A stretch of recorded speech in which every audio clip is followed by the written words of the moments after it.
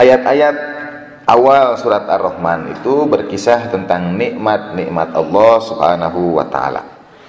Tentang matahari, bulan, bintang, pohon, langit, tentang buah-buahan yang rendah, tentang wewangian, tentang penciptaan manusia.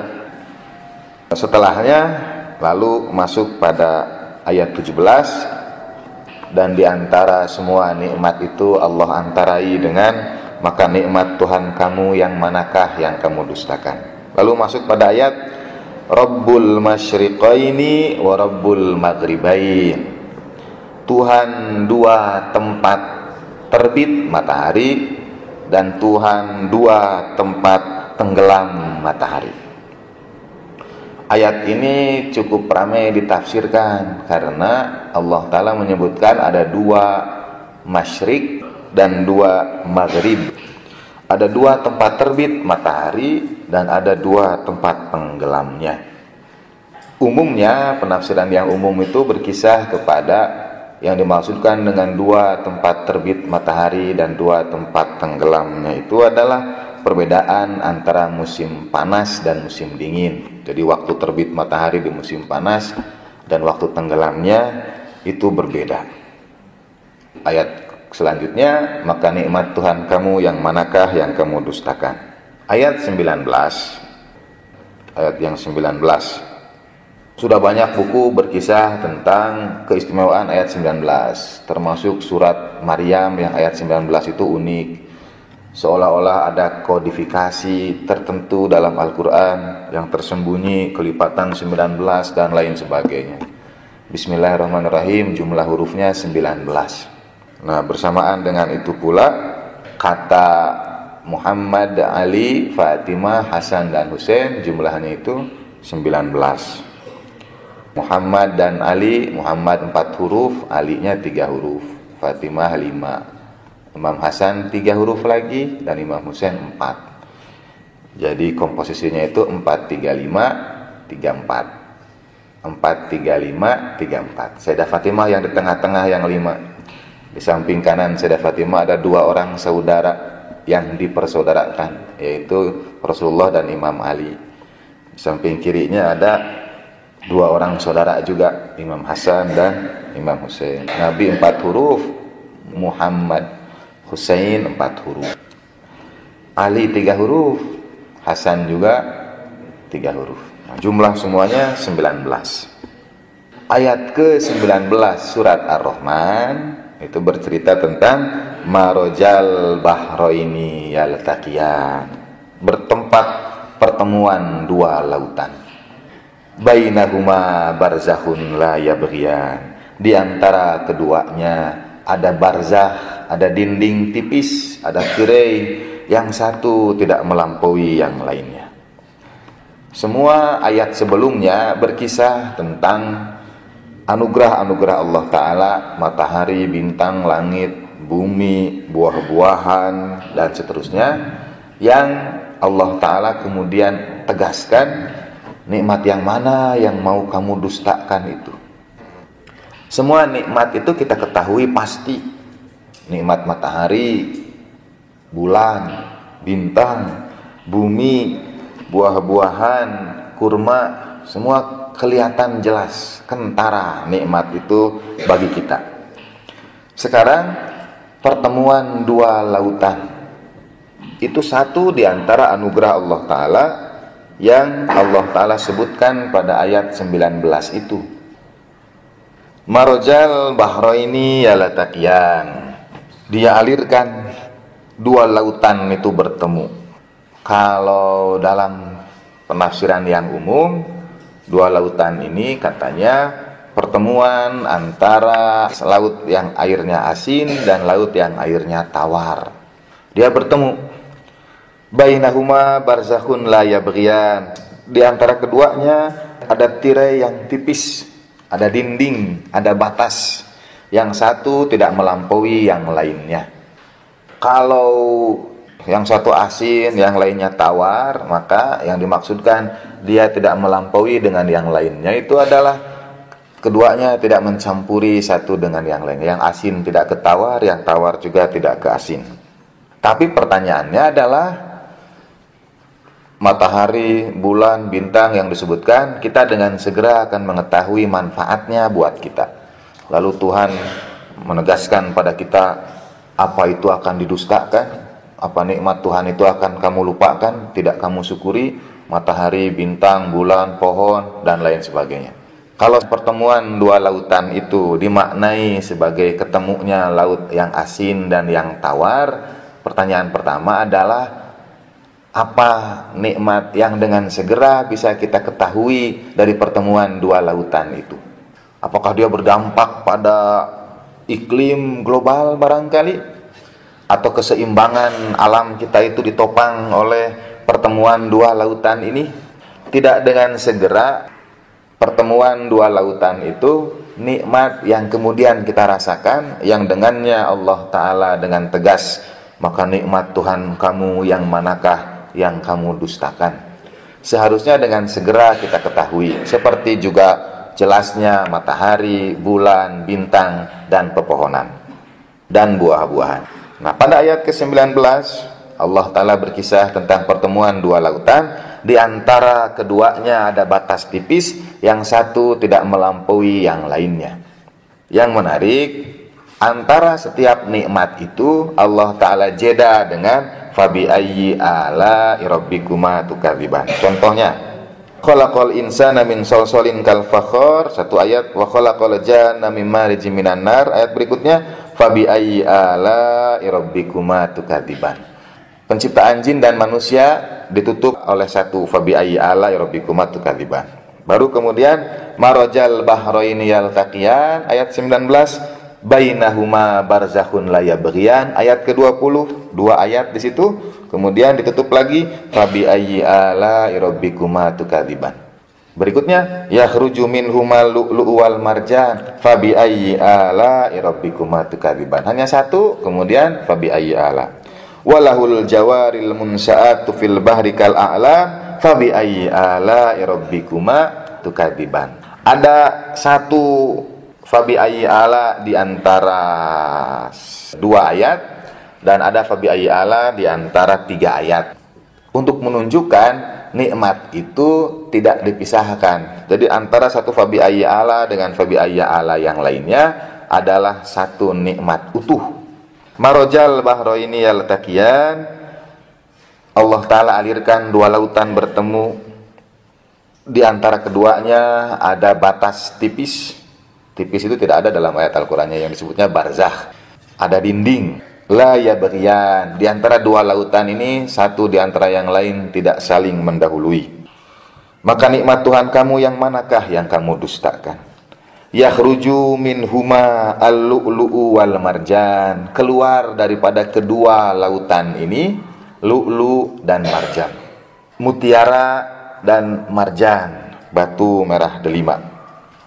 Lu'lu' itu mutiara yang putih, yang berasal dari dalam samudra, yang diperoleh setelah berbagai kesulitan ini dan itu, tapi tetap mempertahankan kesuciannya, keputihannya itu. Dan marjan adalah batu merah delima. Yang dua ini, lu'lu dan marjan, itu menurut ayat Al-Quran dihasilkan dari lautan. Dari lautan yang tidak terpisahkan satu sama lain. Pertemuan dua lautan itu. Lu'lu, mutiara, betul dari lautan, mutiara yang putih itu. Tapi marjan apa dari lautan juga? Itu pertanyaan saya. Batu merah delima itu dari lautan atau bukan? Karena bongkahnya besar, dia dari pegunungan, saya tidak tahu pasti. Kalau lu'lu dia dari lautan, mutiara yang putih itu. Tapi kalau marjan, yang disebut dengan marjan, batu merah delima, itu dari lautan atau dari gunung? Yang ahli cincin, marjan dari laut atau dari gunung? Jadi marjan itu diketemukan di antara sungai dan lautan, tempat banyaknya itu ya. Terima kasih. Allahumma zidna ilman. Jadi betul dari lautan, dari sungai ke lautan. Tapi mungkin keduanya tidak persis berada pada tempat pertemuan dua lautan itu. Jadi kalau lu'lu dari lautan, mutiara itu dari lautan, apakah dia itu hanya ada pada tempat air asin dan air tawar itu bertemu? Di laut mana yang katanya ada? Di Mediterania atau di mana gitu yang katanya air asin itu bertemu sama air tawar? Di mana? Daerah mana, Bu? Katanya ada di dunia ini, ada satu bagian, yang satu asin, yang satu tawar. Lalu ada batas tipis. Orang-orang merujuk pada keajaiban ayat Al-Quran yang bercerita tentang pertemuan dua lautan, tidak saling mencampuri satu dengan yang lainnya. Daerah mana? Anda yang tahu? Nanti Google saja ya.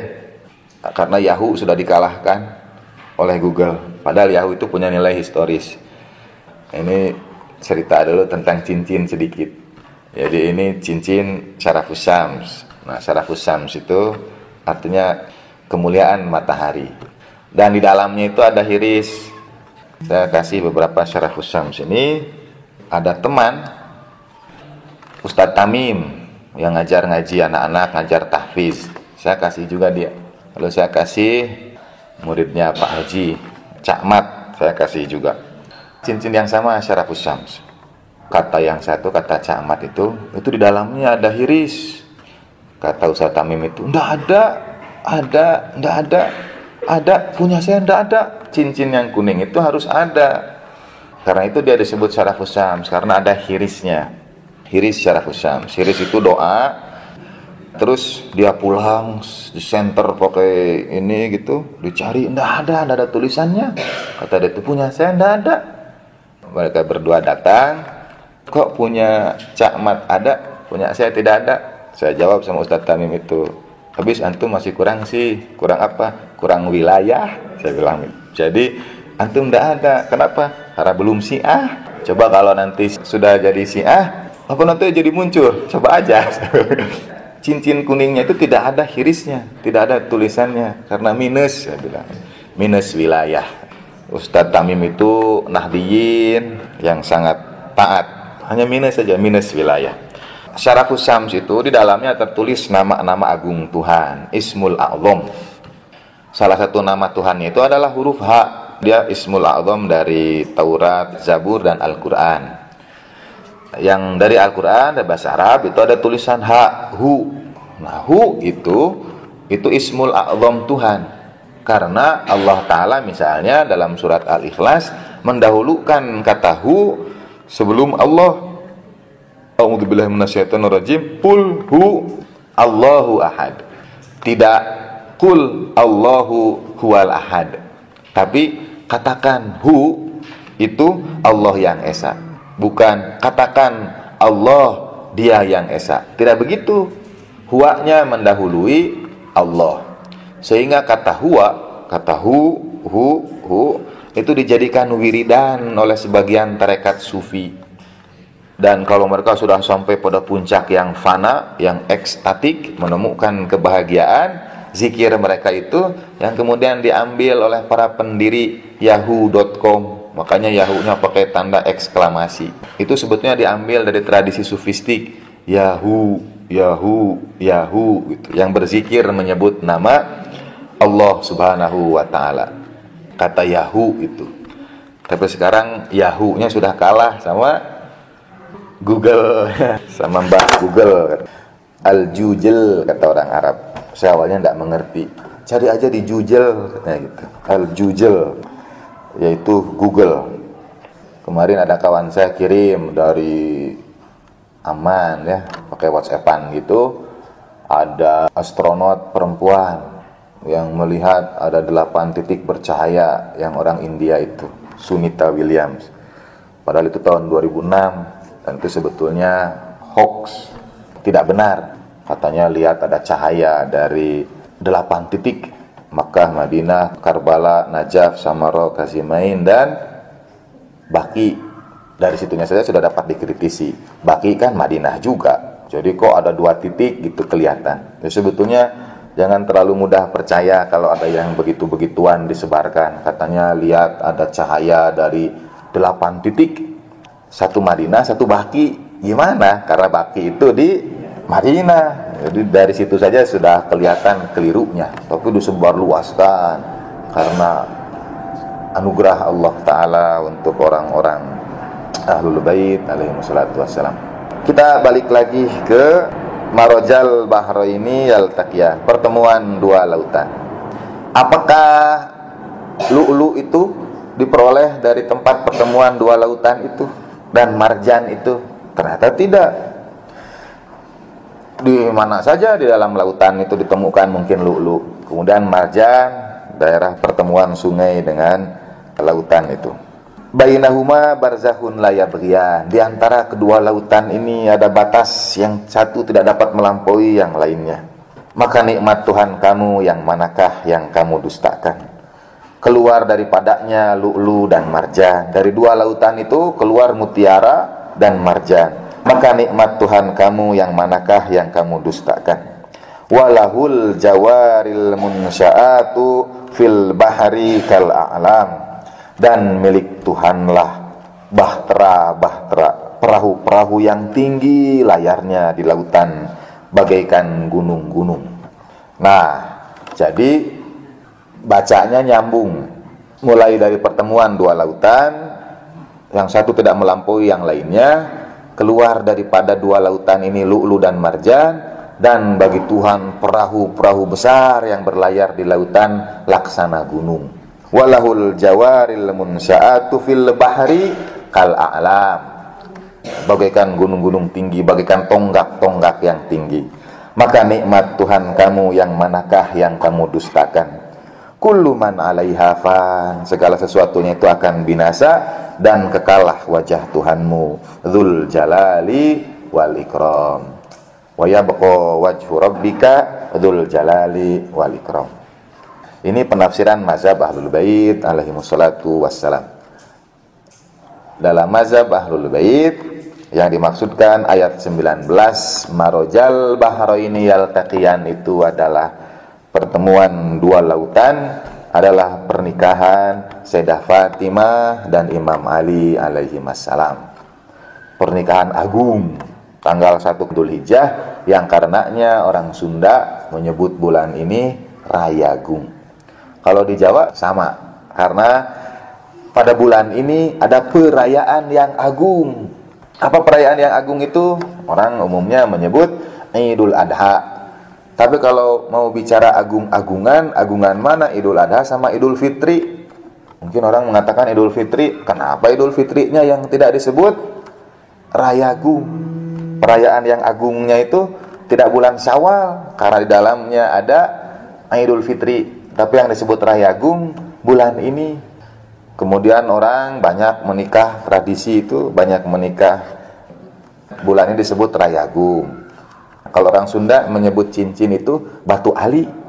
Batu ali. Nggak tahu saya dari mana asal usulnya, kenapa disebutnya itu batu ali. Cincin itu batu ali. Jadi alus alina, nah gitu. Itu maksudnya itu cincin alus alina. Saya jawab ali memang selalu bagus. Nah, kalau di Jawa disebut batu ali juga. Oh, ali-ali malah hebat ya, 2 kali malah alinya ya. Jadi cincin itu ali-ali, disebutnya ali-ali, itu cincin. Cincin itu disebut batu ali. Lalu ada rumput Fatimah, kemudian ada Rayagung. Jadi sangat dekat sebetulnya hubungan sejarah keluarga Rasulullah SAW dengan keberagamaan umat Islam di Indonesia. Bulan ini disebut Rayagung karena ada perayaan yang agung. Satu, dia diawali dengan pernikahan yang agung. Sunnah Nabi hanya menikahkan, terlepas dari perbedaan sejarah tentang putri-putri Nabi yang lainnya, tapi yang dinikahkan, yang lahir setelah Islam, setelah hijrah, adalah Sayyidah Fatimah salamullah alaiha. Beliau dinikahkan dengan Imam Ali pada tanggal 1 Dzulhijjah tahun kedua Hijriyah. Beberapa bulan selesai perang Badar. Jadi perang Badar bulan suci Ramadan, 2 bulan berikutnya Imam Ali menikahi Sayyidah Fatimah salamullah alaihima. Dan itu pernikahan yang agung. Kata Rasulullah SAW, sesungguhnya Allah Ta'ala telah menikahkan Ali dan Fatimah di langit sebelum aku nikahkan mereka berdua di bumi. Dan para malaikat berbahagia, bersukacita, berpesta. Karena itu mungkin dia disebut Rayagung, itu perayaan yang agung. Satu itu. Yang kedua, pada tanggal 10 Dzulhijjahnya Idul Kurban, Idul Adha, dan berikutnya lagi seminggu kemudian ada perayaan agung berikutnya tanggal 18 Dzulhijjah. Itu perayaan agung berikutnya. Saya itu beberapa waktu terakhir berusaha mengamalkan wiridan harian dibaca. Di antara buku yang menyebutkan itu berkata begini, dawamkan wiridan itu dan lihat apa yang terjadi. Kira-kira gitulah. Dan saya dawamkan. Apa yang terjadi? Setelah mendawamkan itu, banyak yang dalam tanda petik sekali lagi, menitipkan berbagai permasalahan yang berat-berat lagi kelasnya itu. Ngasih tahu keluarga saya begini, anak saya begitu, dan lain sebagainya. Satu di antara yang menitipkan itu, dia punya urusan yang besar, tapi orang yang dengannya dia berperkara juga punya backing yang besar juga. Terus dia tanya sama saya begini, saya minta tolong dihitungkan waktu dan hari dan jam yang baik untuk mengurus urusan ini. Waduh, saya bilang gimana caranya? Jadi minta dihitungkan waktu, hari, dan jam yang baik untuk menguruskan hari itu. Akhirnya buka buku lagi, ngaji lagi, dan diperoleh, dilihatlah hari-hari naas, ada jamnya juga, dan seterusnya. Sampai ketemu, pokoknya harinya ini yang disebut dengan hari baik, yang disebut dengan jam baik, kalau mau menyampaikan urusan. Waktu itu saya bilang sama dia, hari Selasa jam 1 siang, hasil hitungan itu. Jadi dulu orang hitung-hitung ternyata ada dasarnya juga. Saya ingat itu suatu saat ada Pak Rizky yang kepala SD. Dia mau menikah, keluarganya berbeda pendapat tentang tanggal, tentang hari. Saya langsung menunjuk suatu hari, tanggal ini, saya bilang. Dia kaget, loh kok yang itu? Karena katanya hasil hitungan ini dan ini memang tanggal yang baik. Dia nanya sama saya, bisa juga ya ilmu hitung-hitungan hari? Setelah itu tidak lama saya itu terus dia nanya, karena awalnya dia tidak begitu banyak tahu juga, tapi setelahnya nanya, kenapa dulu memilih hari ini di antara hari yang lain? Jawaban saya sederhana, karena yang pilihan itu, yang kemudian saya pilih itu tanggal 18 Dzulhijjah, yaitu Idul Qadir. Jadi tidak butuh lama. Ini ada pilihan antara 2 hari dan yang satunya tanggal 18. Ya udah, saya bilang yang itu aja, tanggal 18 Dzulhijjah. Jadi kapan saja Idul Qadir diperingati, itu hari pernikahannya Pak Rizky itu. Karena mengambil tanggal hasil hitungan keluarga dia. Dengan Idul Qadir, hari pernikahan Sayyidah Fatimah, kemudian Idul Adha dan Idul Qadir, maka bulan ini disebut sebagai bulan perayaan yang agung, Rayagung. Yang gungnya itu yang mana? Yang pertama kah? Yang kedua? Atau yang ketiga? Pernikahan Sayyidah Fatimah, Idul Adha, atau Idul Qadir? Semuanya terhubung satu dengan yang lainnya, berjalin berkelindan satu dengan yang lainnya. Nah, dalam mazhab Ahlul Bait, pertemuan dua lautan itu merujuk pada pernikahan agung Sayyidah Fatimah dan Imam Ali alaihissalam. Dua lautan yang bertemu, dua samudra yang kedalaman akhlaknya, ilmunya, sabarnya, santunnya itu diibaratkan dengan samudra itu. Marojal bahraini yalataqiyan. Dan di antara keduanya ada pembatas, yang satu tidak melampaui yang lainnya. Sekali lagi dalam penafsiran mazhab Ahlul Bait alaihi wassalam, untuk menunjukkan bahwa antara keduanya saling penghormatan begitu besarnya, saling perkhidmatan begitu besarnya, tidak melampaui satu dengan yang lainnya. Yang satu tidak ada yang misalnya lebih berkhidmat, lebih taat, lebih menghormati. Tidak, dua-duanya itu samudra yang begitu dalamnya, tidak ada satupun yang dapat melampaui yang lainnya. Tapi meski demikian, keduanya adalah dua sosok hamba di hadapan Allah Subhanahu wa taala, dipisahkan oleh batas tipis itu, barzakh la yabghiyan. Yang satu tidak dapat mendahului yang lainnya, mencampuri yang lainnya, mengungguli yang lainnya. Kedua-duanya samudra teramat dalamnya.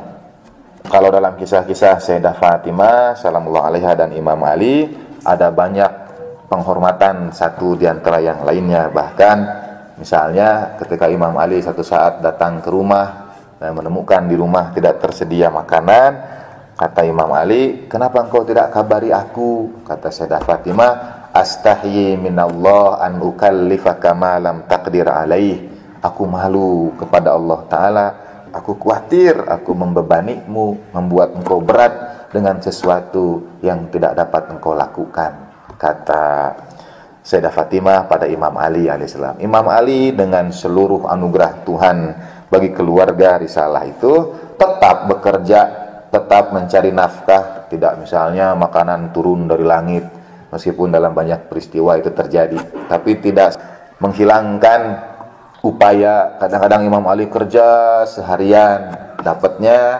beberapa syak gandum saja.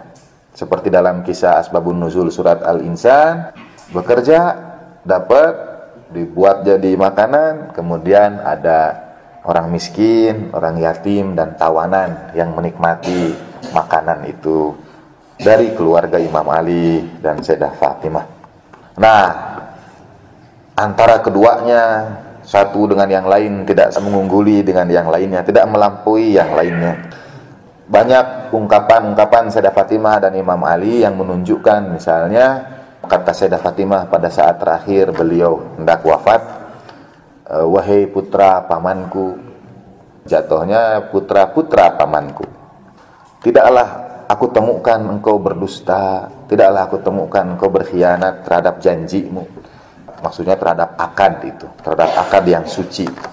Kemudian kata Imam Ali, "Dan aku tidak pernah melihatmu sesaat pun tidak membahagiakan aku, tidak menatiku satu saat pun," kata Imam Ali itu. Jadi kedua-duanya bainahuma barzakhun la yabghiyan. Maka nikmat Tuhan kamu yang manakah yang kamu dustakan? Yakhruju minhumal lu'lu' wal marjan, keluar dari keduanya al-lu'lu' dan marjan. Lu'lu' itu mutiara putih, yang dalam penafsiran mazhab Ahlul Bait dia merujuk pada Imam Hasan alaihi salam. Kemudian marjan itu batu merah delima, dia merujuk pada Imam Husain alaihi salatu wassalam. Perdamaian perjuangan Imam Hasan itu dilambangkan dengan putihnya mutiara, dan warna darah syahid Imam Husain itu marjan, batu merah delima. Maka nikmat Tuhan kamu yang manakah yang kamu dustakan? Walahul jawaril munsya'atu fil bahri kal a'lam, dan kepunyaan dialah perahu-perahu besar, bahtera-bahtera besar yang berlayar di lautan itu laksana gunung-gunung. Ayat surat 55 ayat 24 ini, bayangkan saja logo dan bendera Ijabi. Jadi ada bahtera besar berlayar di antara lautan, dan itu merujuk kepada a'immah al-ma'sumin alaihi wassalatu wassalam, yang tetap dalam gelombang apapun mereka berdiri tegak menjadi a'lam, yang berdiri tegak seperti gunung. A'lam juga artinya tonggak, pancang yang kuat, bendera yang bisa dirujuk orang dari kejauhan. Maka nikmat Tuhan kamu yang manakah yang kamu dustakan? Sungguh segala sesuatunya itu binasa kecuali wajah Allah yang maha agung dan maha mulia. Maka nikmat Tuhan kamu yang manakah yang kamu dustakan? Di awal, di ayat 19 dan 20, dua ayat, tutup satu fabi ayyi ala. Kemudian yakhruju minhumal lu'lu' wal marjan fabi ayyi ala. Walahul jawaril munsya'atu fil bahri kal a'lam fabi ayyi ala. Nah, bagian berikutnya dua ayat lagi baru fabi ayyi ala, yaitu sehingga dia tidak terpisah satu dengan yang lainnya. Seperti marojal bahroini yaltaqiyan bainahuma barzakhun la yabghiyan fabi ayyi ala. Ayat berikutnya 26 dan 27 itu adalah kullu man 'alaiha fan, segala sesuatunya fana, celaka, binasa. Wa yabqa wajhu rabbika dzul jalali wal ikram, dan kekallah wajah Tuhanmu yang maha agung dan maha mulia. Baru fabi ayyi ala rabbikuma tukadziban, maka nikmat Tuhan kamu yang manakah yang kamu dustakan? Karena khitab surat Ar-Rahman ini kepada jin dan manusia, maka anugerah yang dimaksud juga untuk jin dan manusia. Pertemuan dua lautan itu ditujukan pada jin dan manusia juga, maka jin juga memperoleh manfaatnya. Dari lu'lu dan marjan juga, jin juga memperoleh manfaatnya. Dari perahu-perahu yang tinggi di lautan itu, jin juga memperoleh manfaatnya. Dia harus di-share bersama antara jin dan manusia nikmat itu. Tapi kalau berbicara yang lahiriah, gimana kita memahami pertemuan dua lautan itu bermanfaat bagi jin, atau lu'lu bermanfaat bagi jinnya bagaimana? Marjan jadi nikmat bagi jinnya seperti apa? Kemudian perahu-perahu yang berlayar di lautan itu bagaimana pula dia menjadi nikmat yang untuk itu jin ditegur, maka nikmat Tuhan kamu yang manakah yang kamu dustakan? Dalam masa Ahlul Bait, nikmat wilayah itu merujuk kepada baik jin maupun manusia seluruhnya. Di Masjid Kufah ada kisah ketika datang ular naga besar menemui Imam Ali alaihissalatu wassalam, sehingga masjid tempat datangnya ular besar itu disebut pintu tempat datangnya ular besar itu disebut pintu naga. Yang oleh Muawiyah pernah dimasukkan untuk menghindari cerita pintu naga itu, dimasukkanlah gajah yang besar ke pintu itu, ke dalam masjid, dan setelahnya disebut menjadi pintu gajah, hanya untuk mengaburkan kisah bahwa sebelumnya pernah datang seekor ular. Dia datang pada Imam Ali, sahabat yang lain menepi, kemudian ular itu merunduk pada Imam Ali, bicara sama Imam Ali dan balik lagi. Tanya sama Imam Ali, para sahabat, kata Imam Ali, ular itu dari bangsa jin. Dia baru saja memberitahukan kepadaku, dia punya kabilah, ayahnya meninggal dunia jin. Ayahnya meninggal dan dia anaknya datang memberitahukan kepadaku bahwa ayahnya sudah meninggal dunia, dia sekarang yang jadi pemimpin di kabilah dia, dan dia berbaiat kepadaku. Jadi menyatakan baiat kesetiaan jin itu pada Imam Ali alaihi salatu wassalam. Saya percaya bahwa seluruh alam, termasuk diantara dalil balik lagi kepada cincin-cincin dan batu-batu seperti ini, karena segala sesuatu bertasbih kepada Tuhan. Yusabbihu lillahi ma fis samawati wa ma fil ard. Bertasbih pada Tuhan segala yang di langit dan di bumi.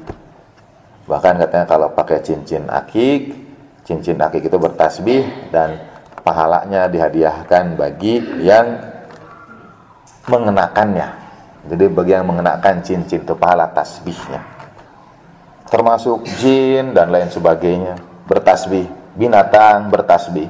Dalam satu riwayat Imam Husain alaihissalam ditanya dan Imam Husain menjawab, cuma saya juga tidak hafal namanya, tidak hafal tasbihnya. Jadi ada burung ini tasbihnya ini beda-beda tasbihnya itu, misalnya la ilaha illallahul malikul haqqul mubin, yang lain bertasbih maha suci Tuhan pemilik aras. Imam Husain menyebutkan setiap burung itu dan apa tasbih yang mereka kumandangkan. Pertemuan dua lautan, kemudian ada batas antara keduanya, lalu keluar daripadanya lu'lu dan marjan, itu nikmat bagi jin dan manusia. Di Madinah ada Masjid Quba. Belakang Masjid Quba itu ada Masjid Jum'ah. Disebut Masjid Jum'ah karena itu tempat pelaksanaan sholat Jumat pertama kali di Madinah. Nabi itu sallallahu alaihi wa alihi, meskipun sudah ada Masjid Nabawi, ternyata sholat Id tidak di Masjid Nabawi. Sholat Id itu di Masjid Ghamamah sekarang ini, dekat memang dengan Masjid Nabawi. Itu jadi tempat sholat Id pertama kali Rasulullah sallallahu alaihi wa alihi wasallam. Tidak jauh dari Masjid Quba ada Masjid Jum'ah. Di belakang Masjid Jum'ah itu ada kebun kurma. Sampai sekarang juga masih ada kebun kurma. Dan kalau kita berziarah bersama orang Madinah, mereka punya tradisi bahwa kebun kurma itu adalah pohon-pohon kurma yang dulu merunduk ketika Nabi SAW lewat di situ. Jadi pohon-pohon kurmanya itu membungkuk dan mereka berikrar akan kenabian Rasulullah SAW. Nanti disebut bagian dari takhayul orang Syiah berikutnya. Masa ada pohon kurma yang merunduk lalu berikrar. Ternyata Jalaluddin As-Suyuti pun misalnya dalam Al-Itqan beliau menyebutkan di Masjid Nabawi dulunya kan tiang-tiang raudhah itu pohon kurma dan Masjid Nabawi itu terbuka. Saya kalau ditanya orang, kenapa orang Syiah sholatnya di atas tanah? Jawaban saya, karena Masjidil Haram tidak pernah punya atap. Masjidil Haram, Ka'bah, pusat umat Islam itu dari dulu sampai sekarang tidak pernah punya atap. Artinya kalau hujan ya banjir, kalau kering ya debu-debu bertebaran di situ.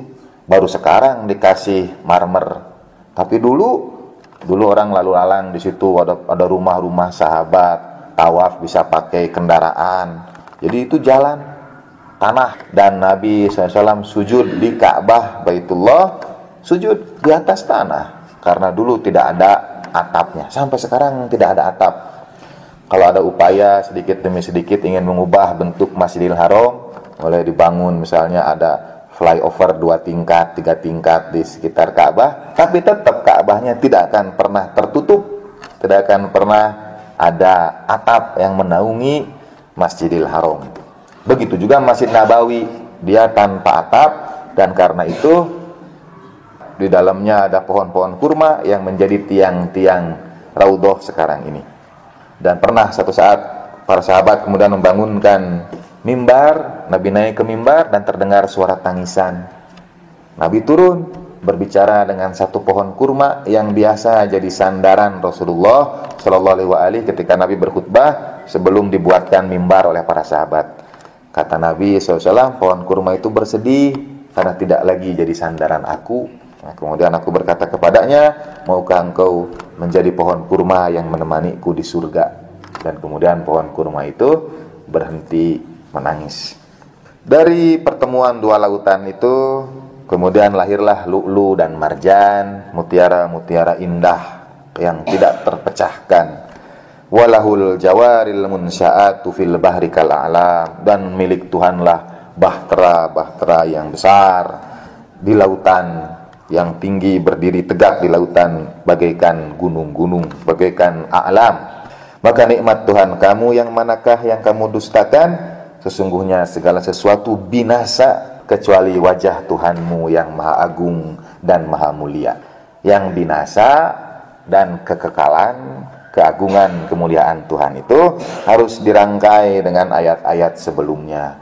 Bayangkan Allah Ta'ala berkisah tentang kecelakaan, tapi sebelumnya tentang batu cincin, yaitu lu'lu dan marjan.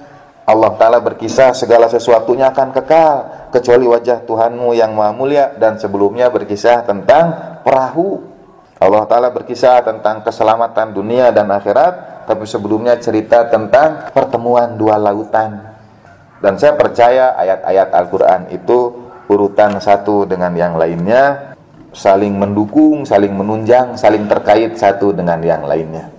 Baru saja Al-Quran bercerita tentang lu'lu dan marjan, kemudian di ayat berikutnya berkisah tentang kullu man 'alaiha fan, segala sesuatunya itu fana, segala sesuatunya binasa, segala sesuatunya akan celaka kecuali wajah Tuhan, wajhu rabbika. Dan ini juga kenapa ada kata wajah di situ muncul? Kenapa tidak dan kekallah Tuhanmu yang maha agung dan maha mulia? Segala sesuatunya binasa dan kekal itu Tuhan saja. Tidak, di situ ada kata wajah. Wa yabqa wajhu rabbika, dan kekallah wajah Tuhanmu yang maha agung dan maha mulia. Oleh teman-teman yang letterlock, yang harfiah, kata wajah ya diartikan wajah, betul-betul wajah. Padahal kata wajah itu dalam bahasa Arab artinya menghadap. Kalau Tuhan diartikan punya wajah, maka Tuhan hanya menghadap satu arah. Kalau Tuhan menghadap ke segala arah, maka semuanya wajah. Yang ada itu hanya wajah. Fa'inama tuwalu fathamma wajhullah. Wajah Tuhan itu di mana-mana, yang menghadap, yang mengantarkan kita pada Allah Subhanahu wa taala.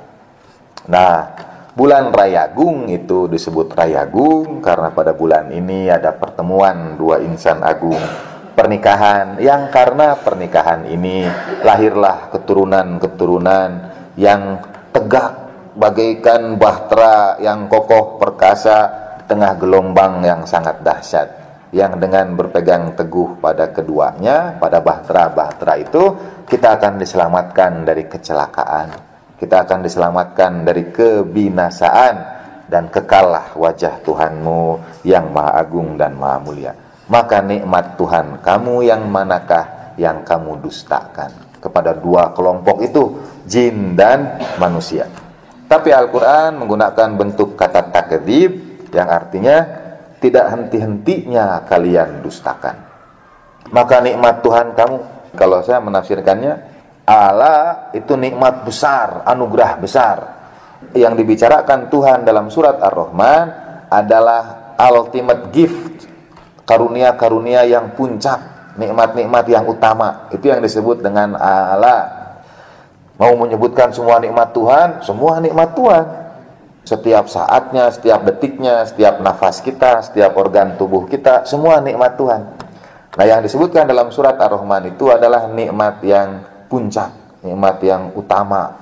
Ala, lu'lu dan marjan, karena dia nikmat yang utama, harusnya kalau hanya kita artikan cincin saja, maka dia jadi cincin yang akan paling besar nikmatnya, banyak manfaatnya, dan paling mahal juga harganya, dicari orang.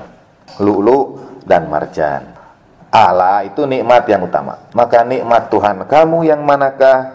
Nikmat besar Tuhan kamu berdua yang manakah? Tukadzibani. Satu, dia pakai fi'il mudhari, artinya sedang dilakukan. Kemudian dia pakai bentuk taf'il, kadzdzaba yukadzibu takdzib, artinya berulang-ulang.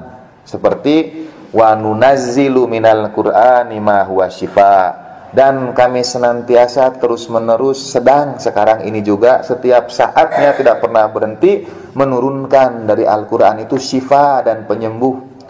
Al-Quran kan sudah turun seluruhnya kepada Rasulullah SAW. Mengapa Al-Quran masih menggunakan kata wa nunazzilu, dan senantiasa terus menerus kami turunkan? Karena memang kapan saja kita membaca ayat Al-Quran, tidak dibaca pun, dalam Al-Quran itu ada syifa. Wa nunazzilu minal Qur'ani ma huwa syifaun wa rahmatun lil mu'minin wa la yazidu zalimina illa khusara. Dan tidaklah mendatangkan bagi orang yang zalim itu kecuali kerugian saja. Nunazilu artinya terus-menerus diturunkan. Tukadzibu artinya terus-menerus didustakan. Terus-menerus kamu dustakan.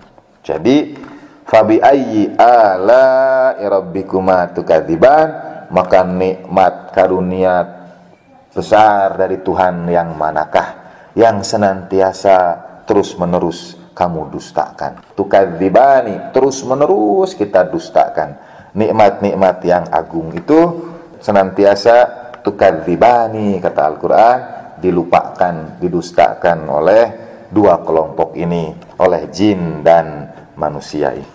Kita mengambil keberkahan bulan Raya Agung, bulan yang agung, yang di dalamnya ada pertautan dua insan yang agung, Sayyidatina Fatimah dan Imam Ali alaihi wassalatu wassalam, yang menjadi pelanjut dari keturunan Rasulullah sallallahu alaihi wasallam, dari pernikahan yang agung ini. Hanya Nabi lah satu-satunya manusia yang silsilahnya sejak Nabi Adam sampai akhir zaman terpelihara, dijaga Allah subhanahu wa ta'ala. Menurut satu riwayat, ayat inna a'tainakal kautsar fasholli lirabbika wanhar inna syani'aka huwal abtar pun berhubungan dengan peristiwa lahirnya Sayyidah Fatimah salamuallahu alaiha sebagai nikmat yang banyak itu, Al-Kautsar, yang daripadanya, dari Sayyidah Fatimah kemudian lahirlah keturunan Rasulullah sallallahu alaihi yang menjadi bahtera penunjuk jalan keselamatan bagi umat Rasulullah sallallahu alaihi wasallam.